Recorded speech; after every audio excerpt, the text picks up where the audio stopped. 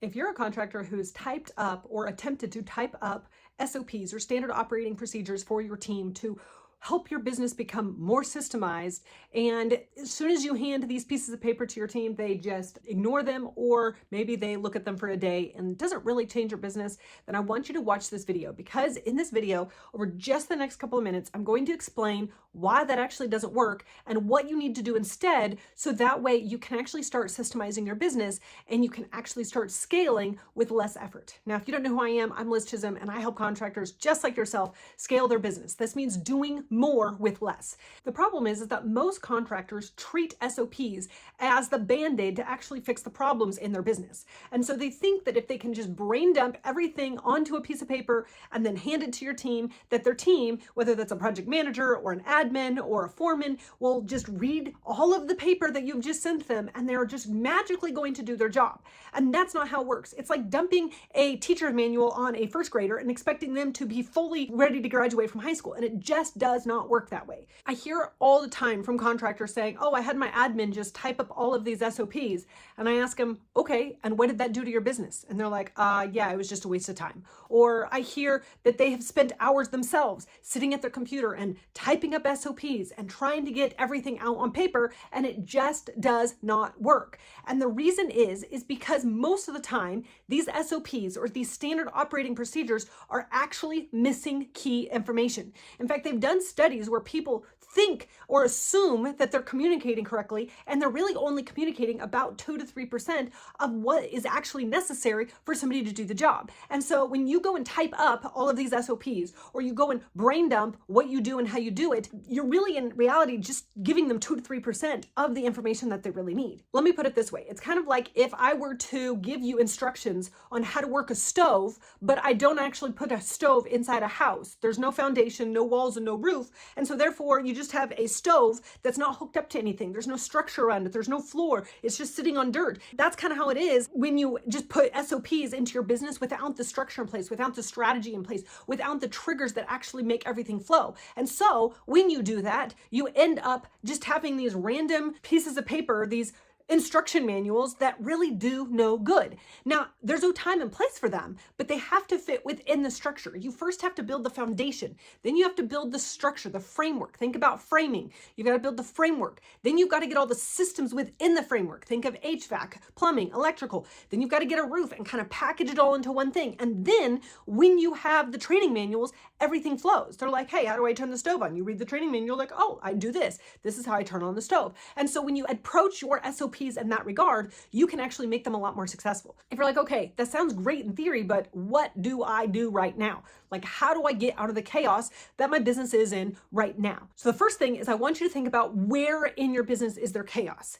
Is it the HVAC, or is it the plumbing, or is it the electrical? Like, there's always going to be one spot that's going to trump everywhere else. So in your business, it could be the marketing, it could be the sales, it could be the estimating, it could be the fulfillment. Maybe jobs are running longer. Maybe they're going over budget. Maybe the man hours are going too high because you don't have efficiency. Figure out where the bottleneck is in your business. And then once you do that, you need to put in the structure. The structure is the cadence. What does that cadence look like? Within that cadence, you then have the systems that they follow. So the cadence could be every single afternoon before they get off work, they need to log the job. How many hours did they work? What did they work on? What got accomplished? Put that all into a job. That is an SOP. Just doing that alone is going to save you hours and hours of time. It's going to help you understand what's going on in your business. Telling somebody how to sweep a floor because they're not sweeping the floor does not give them the structure they need to do that. It could be, okay, now we need to add the expectations in. What are the expectations of this job? And then you just slowly build the whole structure of your business all together. Every SOP needs 3 things. First, it needs the trigger. What is the trigger that's actually going to make this event happen?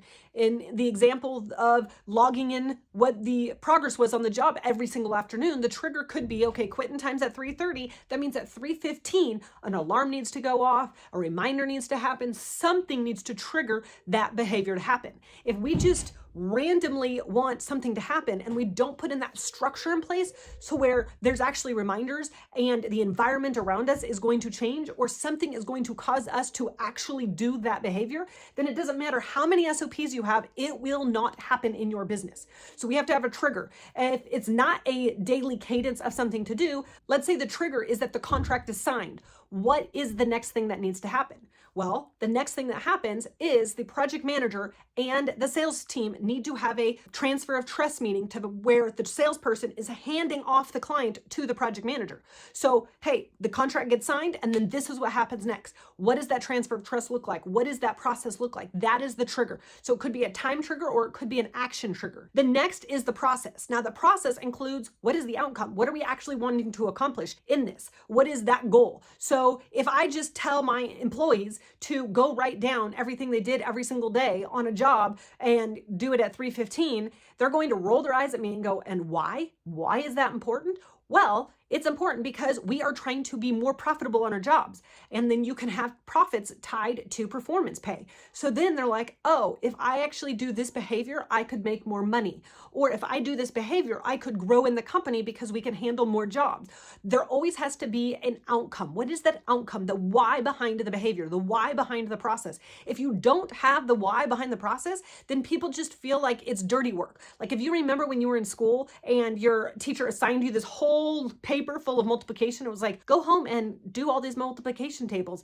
And you're like, I just did multiplication in school. Why do I have to do more? And you're like, this is just dirty work. This is just because the teacher was told to give homework. And so I have to do homework. You don't want your SOPs to be like that. You want them to be motivated behind the why of that SOP. What is the outcome? Hey, if we log these jobs every single day, we're going to know where we're inefficient. We're going to know who we need to hire next. We're going to know what jobs we can handle. We can know how fast we can get jobs done. We can know we can stay on schedule and on budget, which then is going to get you to get a performance pay or grow in the company or whatever it is that you have set up in your business.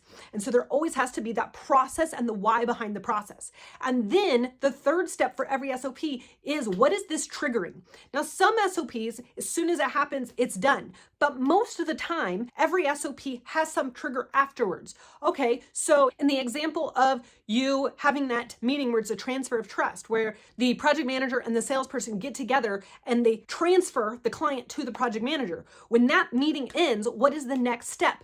Well, the next step's probably scheduling the job or ordering materials or seeing the lag time on materials and maybe not ordering them quite yet, depending on how much demo there is, but maybe doing that. Or maybe it's going to be applying for a permit, depending on the type of job. There's always going to be that next trigger. So as soon as you have that meeting of trust, what is the next thing that has to happen in the job in order for things to move along? What happens is if you have these SOPs built into a vacuum and the SOP's done, and then what happens next? And then you're kind of just sitting there floundering because there's no actual next steps. There's no, oh, after this, then we do this. And so then you start stringing together all these processes that create a system for going from contract signed all the way to closing that job. And so there's all these little mini processes along the way. And we want to make sure that they're all connected. So that way nothing falls through the cracks, no balls get dropped. And then you also end up putting out way less fires because you're not picking up the pieces in between everything because balls were dropped. And that's end up where contractors end up being the glue that holds everything together because they're like, okay, here's this process and here's this process. And then they're in the middle trying to hold these two processes together because there's not that communication or that trigger on what is that next trigger for that next process to start. So I hope this video was helpful for you to really understand. Stop writing everything down. It's not doing your business any good. Figure out where the bottlenecks are, put in the triggers, put in the process with the why, and then put in what's the next step. And I guarantee you, you'll start finding more clarity in your business, more profits, and way less chaos.